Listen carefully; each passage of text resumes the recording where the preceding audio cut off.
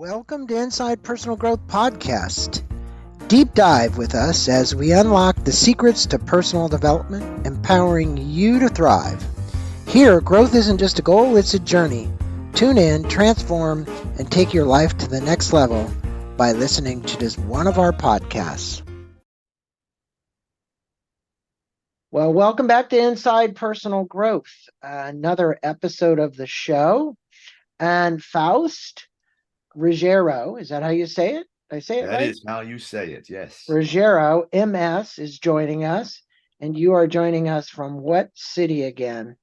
I am in Pennsylvania, Eastern Pennsylvania, about 90 minutes from either Philly or Manhattan. Okay, and we're going to have a 2-for-1 today. Faust has two books. This one is Fix Yourself Handbook, and the other one is Fix Your Anxiety Handbook. Both of them great books for people that are looking to actually change their lives for the positive, and that's what this show is about. And Faust, I'm going to let them know a little bit about you. Faust Ruggiero is an MS therapist and professional counseling career that spans over 40 years. As the president of the Community Psychological Center, he has counseled at inpatient facilities, prisons, substance abuse centers, and nursing homes. He provides employee assistance programs to major corporations. He also provides counseling services for couples, families, abused women, veterans, law enforcement, and other emergency personnel. Since the publication of Fix Yourself Handbook, Faust has been seen nationally and internationally in over 300 interviews, including television, radio, and internet podcasts like this one. It's been published in over 20 magazines and other publications. He continues to conduct workshops and trainings about what we're going to talk about in this interview, the process way of life, and he's become one of the most sought-after self-help personalities worldwide. Now, this is interesting because we're going to bounce a little bit between these two books. One's about anxiety, but we're going to try and cover as much as we can in the next 45 minutes for my listeners. So, Faust, if you would, thanks for being on Inside Personal Growth, and thanks for your willingness to share some of your insights about your experiences and your education and knowledge and wisdom about this topic. You have these two books. What inspired you to write these two transformative books? Obviously, you were out counseling all over the place. You were in prisons, you were working with women, you were counseling people. And when people go to your website, which, by the way, for the listeners, the website is FaustRuggiero.com. There you can learn about his books. You can learn some excerpts. You're going to see podcasts and videos, all kinds of things. But how did all this kind of come about for you that you wanted to publish these two books? And in particular, the first book, which was the second book, which just came along not that long ago. Well, Greg, first, thanks for inviting me on. It's a pleasure to be here with you. I spent a lot of time counseling over 4 decades. And, it got to the point where I was looking at retirement, which didn't happen. But at that time, and I was back in 2016, 17, I thought, I've been using this approach in my counseling sessions for so many years. I wanted to put it into a text. Publishers weren't real happy with the design because it had so many different topics and it appealed to everyone. And if you know anything about publishing, they like it to have 1 or 2 topics to appeal to a particular demographic. And I wanted to write the book for everyone. I wanted anyone to pick it up and to be able to use it for any problem I had. That's the Fix Yourself Handbook. So started writing, started learning about the publishing industry, wrote the book, published in 2019. And it just began to take off. It's very practically designed. It gives action steps. It says, here's the information. Now do all these things. So that design just really took off. We use it as we went to the second book, same design. Third book's coming out with that same design also. So it's worked real well. I wanted it to simulate a counseling session. I wanted people to be able to walk in and, read that, pick up that book and say, oh, this is right. Here's the information. Here's what a counselor would tell me to do. And I can go do those things. And you did a really good job of it. Share a bit about your own personal journey because when I was reading your bio, obviously that was a snippet of the bio, but between the prisons and counseling women and counseling people and all your experiences, it led you up to writing these books, obviously. But out of every one of those experiences you've had, it helped to inform these books. And the people you counseled helped to inform these books.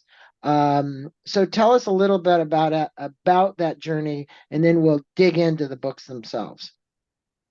Greg, I'm one of those people that has been blessed to know why I'm here and what I'm supposed to be doing.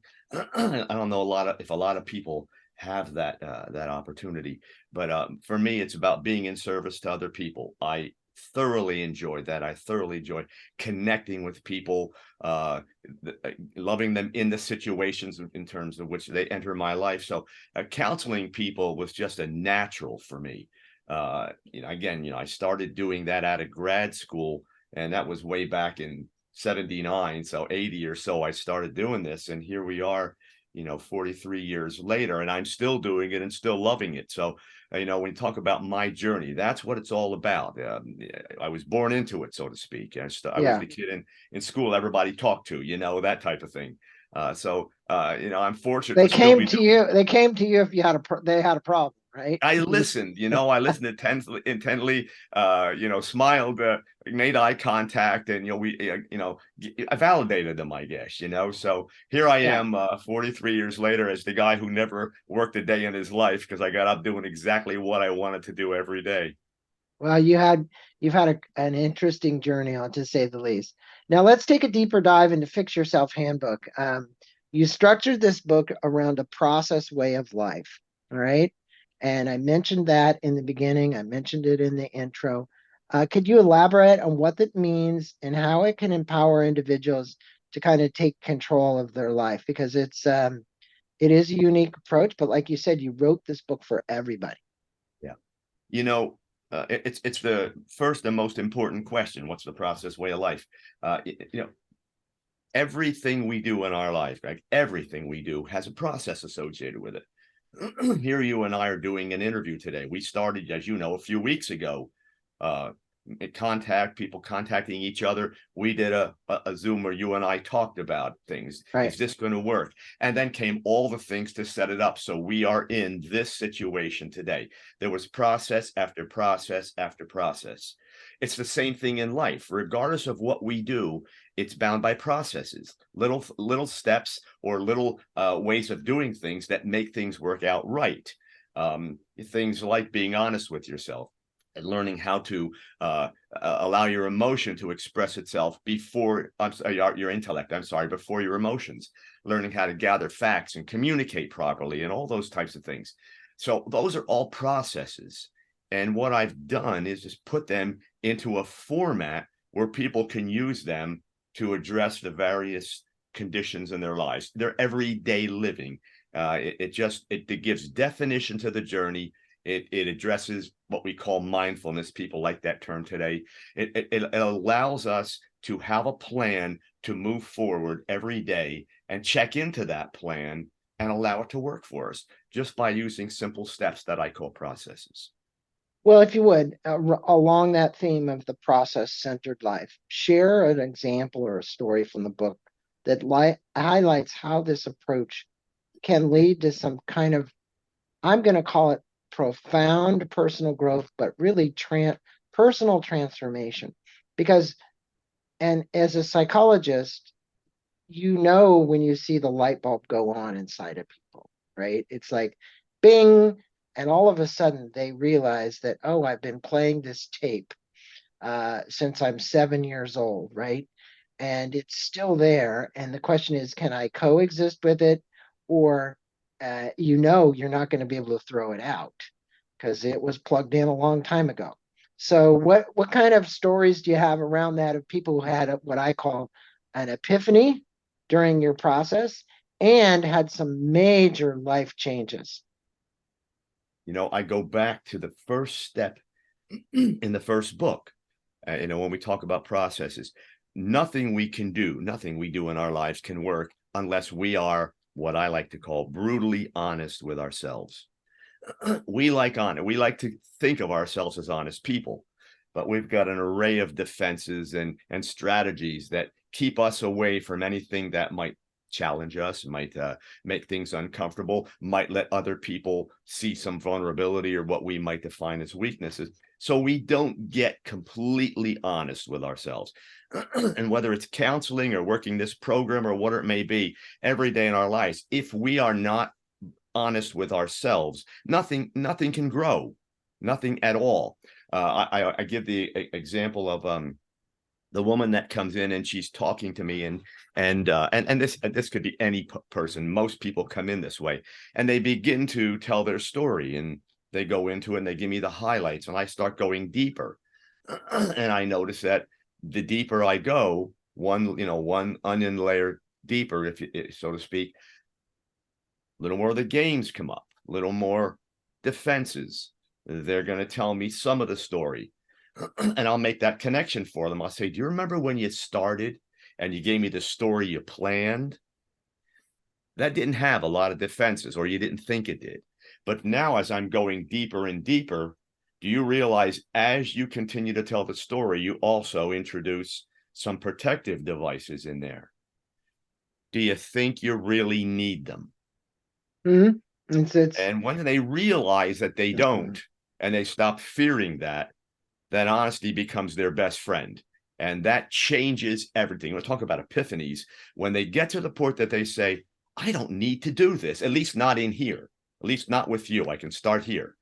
And because, they think they're starting with me, but you're really starting with yourself. When you right. get to the point that you say, I didn't like that in me, I made that mistake, I'm the one that caused that, or I'm not too happy with this, you start peeling off those layers. You also get to the point where you're saying, I'm finding the beauty inside me that I covered up forever with these defenses. So I really didn't have a good way of getting into me. I wasn't connecting with myself. Good, bad. We're not good or bad. It's just what's there. And I Well, got to go get it. I think we live in a world of making stuff up. Then I always say we begin to believe what we made up. And then we spend a lot of our life unraveling what we made up, which was that story that we were living. And, part of that comes down to this. I remember distinctly many years ago, Byron Katie was on the show and she asked two questions. One was, is it true? And then she'd say, is it really true? So people would come up on stage and they would say, hey, this is my story. My husband abuses me and blah, blah, blah, blah, blah, but I don't love him anymore, blah, whatever it was. And then she goes, well, is that really true? And then she said, stop, think about that. And then they would think about it a little bit further and they go, well, maybe it's not so bad. Maybe it really isn't. It's kind of like a story that I have. And I thought just those two simple questions were pretty revealing, just very revealing. And I'm sure you've used them as well, yeah. So I've used those, and this is the one I say to people. Do you want to love yourself, or do you want to love your story? But your that's story a good has no one. roots. You created it. It's floating there. Do you want to go way inside and say, you know what? No matter what I find, good, bad, or ugly, it doesn't matter. It's me. I can love it. I can go in there. And if I can do that, I can embrace me and I can make all those changes I want to make. But I got to be able to get to the point where I say, this is me. This is my version. I may not like it when I start. Okay. Right. But I definitely have the ability to change it. Well, the other thing too, these books really do go hand in hand because the story creates anxiety. And I want to address the anxiety, Fix Your Anxiety Handbook. We said we'd go back and forth. It's really prevalent today in society. It's like it's deep rooted. Um, so many people have, you talk to them, I have an anxiety attack. The doctor put me on, Prozac or some kind of drug, right? But how does your second book build upon the principles in the Fix Yourself Handbook to specifically target and alleviate the anxiety from our own stories. Because the reality is, these books, really, when you look at it, folks, whoever's listening at this point, um, your own story is what's creating your own anxiety. And you hit it on the head. I call it feeding the demon. Okay. All right. And we don't want to feed the demon. When I wrote the first book, one of the premises was that the tenets in that book could be applied to any problem we have, to relationships and to depression and to what's all these things that affect our lives, people pleasing, whatever it may be. So obviously, if I was going to be right with what I did, it would lend itself to anxiety. We started talking about the story we tell. That's one of those things. When people come in the office, I'm going to use a lot of those processes to help them purge. And what I mean by that is, let's get all those things that are feeding the demon out of your life, or at least let's reduce them. Let's make you conscious of them. That's the first thing. Aware, make you Yeah. aware of them, Yeah, right? know that this is what you're doing. When you come in my office and I say, you're getting panic attacks, and you say yes, and I say, well, let's look at your diet first. Do you drink coffee? Yes. How many cups a day? 3 or 4. Oh, okay. Any other soda, monster drinks, whatever? Sometimes yes, sometimes no. Okay, so we know that caffeine and all those amphetamine-based products are designed to rev up the system. Your system is an anxious one. It gets anxiety. Maybe we want to talk about that first. Let's purge that. You know what? Now, you know what they'll do? They'll go back to that honesty thing and say, well, I really don't have it all the time. And now we start to backtrack. So we get back into that. We start getting into emotions and how emotions play into anxiety. And I have a chapter in the first book, I over E, I call it intellect over emotion. I want them to learn how to be fact finders. That's another process in the first book. So if you're going to work with anxiety, you have to work with the facts. You can't keep on coloring things up. You can't keep on stepping into the same footprints every day, or you're going to walk on the same path. So we have to change that path.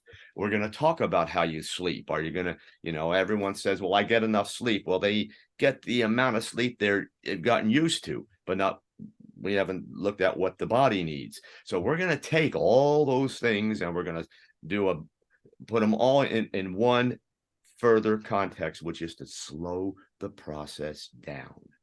You can't fix anything while you're on a treadmill running as fast as you can. You got to slow down in life so your brain has enough time to think about the information. I'm going to present you with information. You got to be able to think about it. Then you got to be honest. You got to look for facts. Then you got to address the facts. And then the last step is you got to kind of make sure that you can understand that you're going to get a little uncomfortable before you get comfortable, because your growth does not exist in your comfort zone. It exists in you stepping out of the comfort zone. So I'm going to cautiously and I'll have your back when I do it, but I'm going to take you out of your comfort zone. And I'm going to help you to exist in some places that you weren't used to before, because your comfort zone became your toxic zone. We want to Well, redefine. Faust, you just gave the listeners about three, what I would call strategies that are Yes. kind of in the book. I mean, you were just kind of iterating through them. And, anybody who picks up the Fix Your Anxiety Handbook, you give techniques to overcome this, you give some strategies. What are one or two? You just talked about three just now. You actually got them all out at once. Maybe one of your favorite ones to get people they're come in, they're anxious. All right, you ask them a question about how much caffeine, how many sodas are they drinking. You get down to a lot of different issues. I like the approach actually, because you went from the physical to now the emotional. So why are you drinking all that? Right? What is it that you need? You don't have enough sleep. I mean, those were great questions. Are there any from the emotional side that I would think would be good questions or zingers, as I call it, that would awaken people to what they're doing to themselves to create this anxiety? If you talk about fears when you talk about anxiety, Right. Anxiety is one of those conditions, and I stress this to people. It's not who you are, it's what you have. It's a condition you have, and it makes you feel weak. So now what you're doing, and really that's what people don't want to feel. I don't want to feel weak. I don't want to feel that anxiety. I don't want to feel like I'm going to jump out of my skin. Or when I'm feeling relatively okay, I don't want to look and say, when is it coming again? So now, I'll be very careful about what I do so I don't bring this on. What I'm asking them is, what are you afraid of? What are you afraid is going to happen that you need to build all these little things around you and continue? You allow yourself to continue to be weak so that maybe the monster doesn't come and get you today. What are you Hmm. fearing? Let's define what those fears are all about. Let's define maybe any traumas that have happened in your life.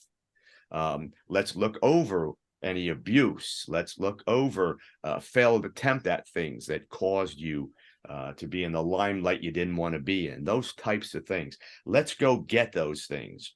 I start with the physical, and I say this all the time with anxiety. Let's get the physical out of the way because your body's revved up. Let's get that calmed down a little bit. But now we got to go and start talking about the causes. A lot of those Right. are emotional. They're Right. fears. Some are rational, some aren't so rational. And then once you get into the point where you're so into the emotional part of it, your brain feels like it's getting scrambled because it can't think anymore. Your mind can't turn off 1,000 thoughts at one time.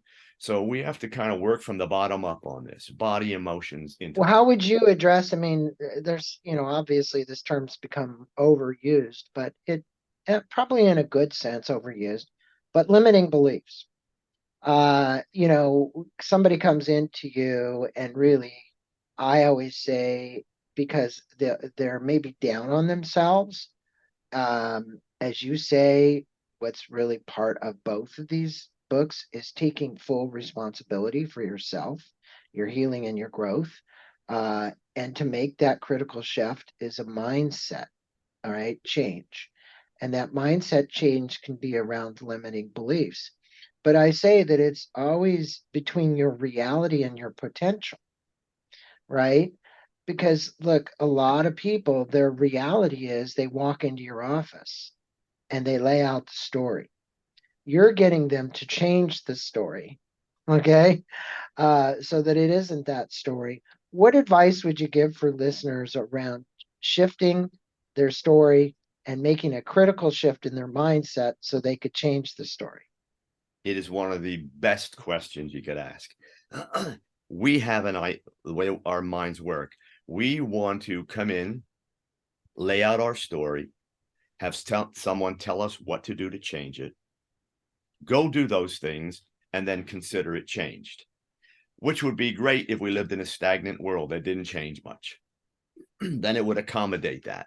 But we live in a dynamic world. It changes every day. So we have to learn the strategies. And the mind shift is to say, I will incorporate those strategies in my life every day. And people look at that and say, I've got to do this every day. And I say, you're making this a chore. You've decided it's like cleaning the bathroom. It's not. There's no toilet to clean. There's no tub to scrub. It is every day where you get up, embrace your life, create a world that you like, get in there and apply these tenets every day. All these little strategies, all these skills, apply them every day with a positive attitude. Your life will change. And barring unforeseen circumstances like the house burns down or your spouse dies, you are going to be able to live that life and change with the world and actually begin to program your changes into the world if you're willing to accept the premise that you're going to change every day because the world's going to, and get up and Well, apply these tenets every day. Faust, what would you say to people? Uh, People start diets all the time and they don't stick with them. I'm on a group right now where we there's four guys and we send our weight each morning to one another, right? Accountability, right? Being accountable. Um, what would you tell people about sustaining long-term personal growth and keeping anxiety at bay? As it's one thing, it's like the maintenance plan. It's like, okay, I Faust came in and talked to me. He gave me all this great advice. I took it in, and now I've got to sustain this because Faust isn't going to be around forever, nor am I going to pay him for all these sessions to keep doing what it is. Great, you got 2 books that you can give to them, right? My question is, what advice would you have for them around sustainability of change after the story has changed? Greg, the key word in this is embrace. Embrace. When you Okay. talk about accountability, it's either a monster or it's your best friend. Depends how you look at it. And give you an example. I wrote the first book. And, if anyone who's listening has written a book, you write the book. And if you're doing it right, you then take your book and you send it to the copy editor, who looks for all the mistakes, sentences that can be restructured, things that were said before that maybe you're saying too many times, what have you. Okay, now it comes back. And I remember when my first book came back, and I, done in Microsoft Word, on the right-hand side comes all the editor's changes. And it was 160 some pages. So there were probably 500 changes, little thing. And I looked at it, and my first thought was, you got to be kidding me. And then I walked away. I said, okay, motion down, use my own program. What are we going to do here? I have 2 options. I can grudgingly go forward. I'm going to be accountable to her because it goes back to her, or I can embrace this and make her my best friend. I have 2 options. I obviously chose the second one. She's now edited second and third books. The key to what you're talking about is to get up every day and say, I'm going to embrace this. I got to lose weight. Hey guys, I'm at 175 today. Fantastic. And I like that. And if I do that, I'm not resisting. That's the key. I'm Right. not resisting it. It's about, I talk a lot about energy management, not just time management. It's Mm-hmm. how much energy you put into what you're doing and what kind of energy that is. If you're going forward grudgingly and saying, I got to be accountable on this, uh, you're really not going to do it. You will do it some days, but you're not going to do it long enough. And the time you are spending doing it, you're not going to put your whole self into it. But if you say, no, I got this and I love it and I'm going to do it, positive energy goes and more of it goes in the direction you want it to go in. It's embracing accountability. We don't do it. Accountability for us is usually the guy who doesn't want to do something and has to say, I got to be on the mark every day. Right. I got to be accountable to Right. myself and my family and whoever else, versus, yeah, I got this. Of course, I'm going to be accountable. I'm going to be okay. You know what happens? The chore gets easier. It's done in less amount of time. And I'm happier while I'm doing it and after I've accomplished it, Yeah, because I'm it's not resisting. I think it's acceptance of what you want to change, knowing that you can do that and you are the only one responsible for that change. Nobody else. There isn't anybody outside yourself that's going to get you to make these changes. Now, one of the things that I think is really good is in all your works, you highlight this thing between the balance between emotional and logical processing, right? Kind of like that's this process we're talking about.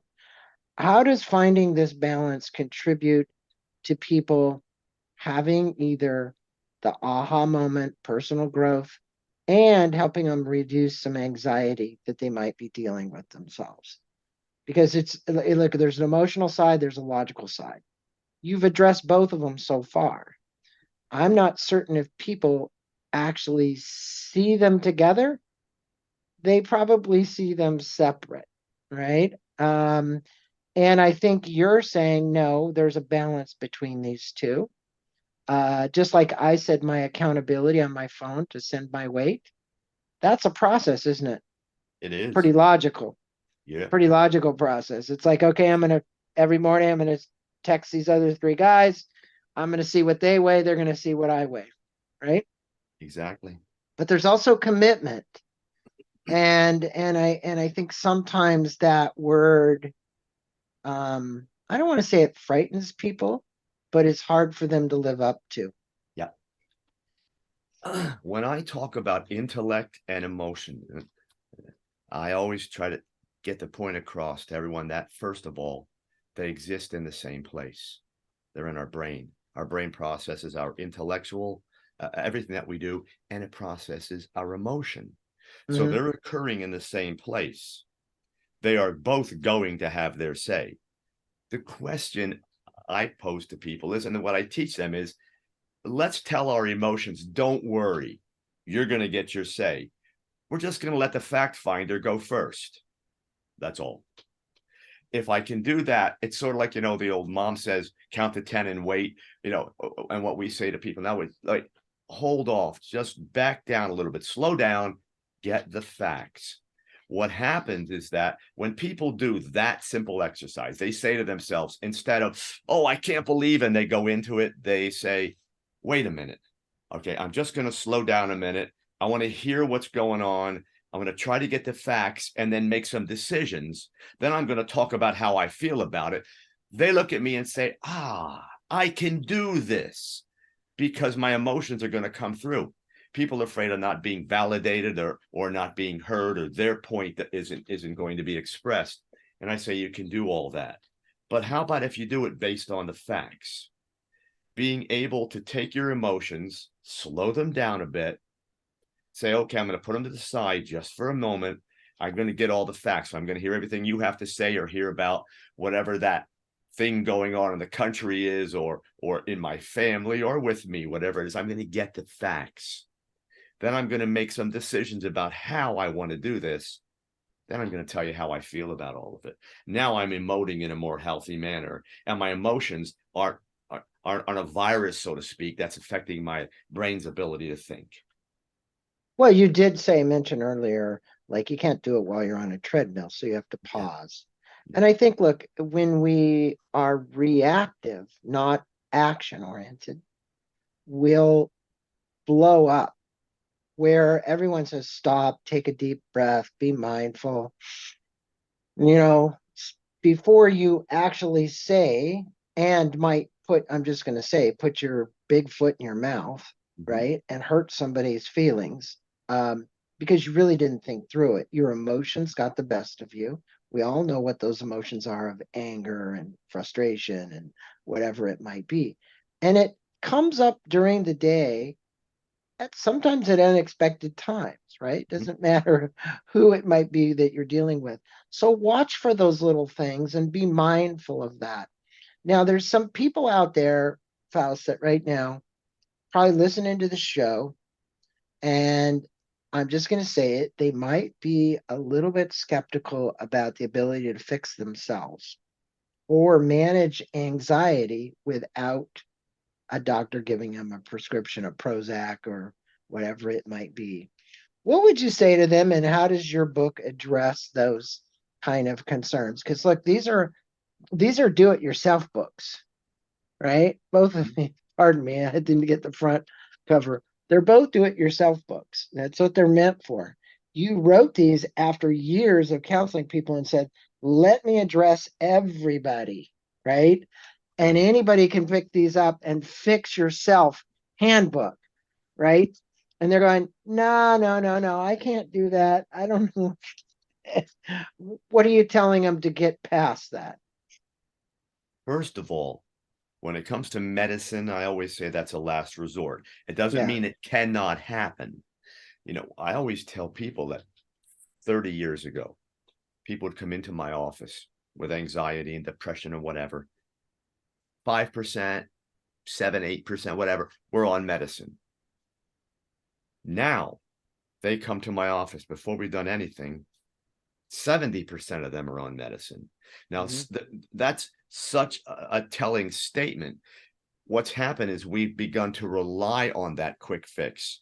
It does something quickly, and we want that. But everybody's got the ability. We survived on this planet all these centuries, Yeah. Yeah. and we didn't do it with medicine. That's only the last few hundred years in some way, shape, or form. Do you think we can't do this? We just got to the point that we rely on quick fixes. If you're really willing to go inside and get all those things, everything you need is already there. You just have to learn how to access it and how to use it.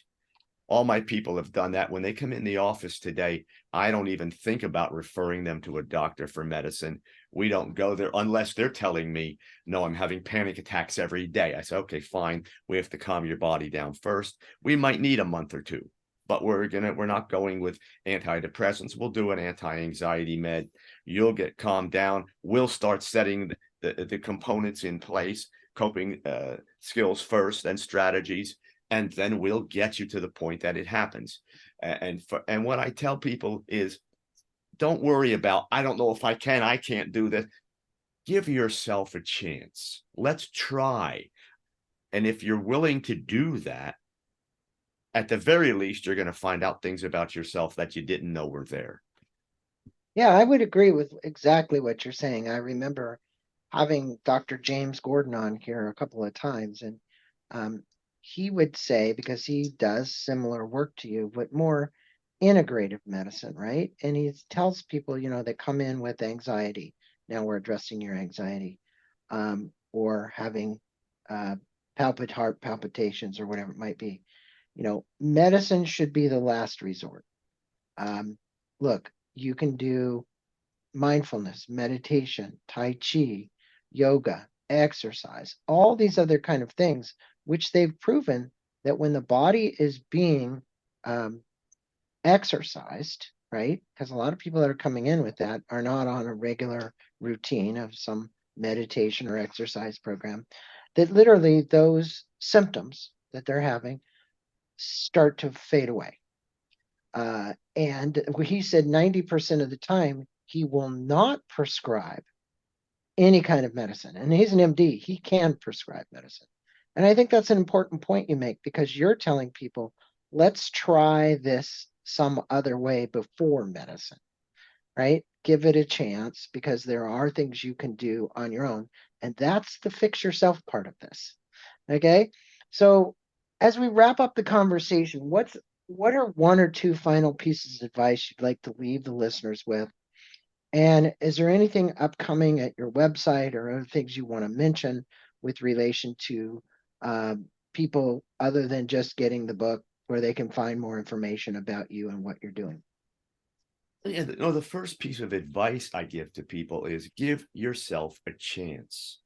You can do this. You need some help, that's fine. Have people to help you. Have a network. Have a family, friends. Let them help you. A physician, a psychologist, what have you, and start doing all the physical things first. Give yourself time. If we were able all these years to get people to feel good about themselves without meds, we can do it with you. It's going to take time. That's the key here. It's not a quick fix. Even if you go to the doctor and he gives you medicine, he or she did not get to the problem. And the medicine has a shelf life, regardless of what they tell you. Eventually, it's not going to work well for you, and they're going to bounce you around on medicines or increase medicines, or add 3 or 4. Is that what you want? Eventually you will get to the toxic effects of those medicines. Right. What if we, and again, you didn't get to the cause. We want to get to the cause of whatever's doing this to you, so it stops. Second is, again, everything's inside you. It's already there. Go talk. Be honest. Be willing to work with your intellect. Be willing to put a plan together that you work every day. You're going to feel after a while that the power's starting to come. That's what we want. Well, and I'm going to encourage the listeners today to go to your website, Faust Ruggiero. That's FAUST RUGGIERO. And there's a newsletter there called the Fix Yourself Power Zone newsletter. And you can click on that. That's right at the top of the banner. Fill that in, your email and your name, and you will be getting newsletters from Faust. He's also got published articles there, and the Fix Yourself Handbook, which basically, we're talking about this book, You can order these on Amazon. We will have links to Amazon to be able to order both of these books.